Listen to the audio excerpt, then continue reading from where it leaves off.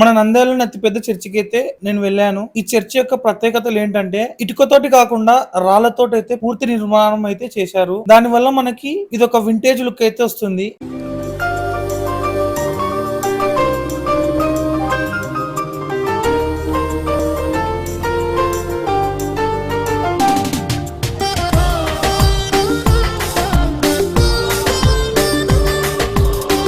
మూడు వేల 500 మంది ఒకేసారి అయితే ప్రార్థనలు చేసుకోనికి అనుకూలంగా అయితే ఉంటుంది. టేకుడ్ ని బలాసా నుంచి అయితే తెప్పించారు. అండ్ అలాగే మార్బుల్స్ కోసం రాజస్థాన్ నుంచి అయితే తెప్పించారు. ఈ చర్చ్ లో మోగించే గంటనైతే తమిళనాడులోని తిరుచాయపల్లి నుంచి అయితే తెప్పించారు. అలాగే మెగా ఫ్యాన్స్ ని అయితే హైదరాబాద్ నుంచి అయితే తెప్పించారు. ఇలా ఎన్నో ప్రత్యేకతలు అయితే ఈ చర్చిలో ఉన్నాయి. చూడ్డానికి అయితే చాలా పెద్దగా ఉంది.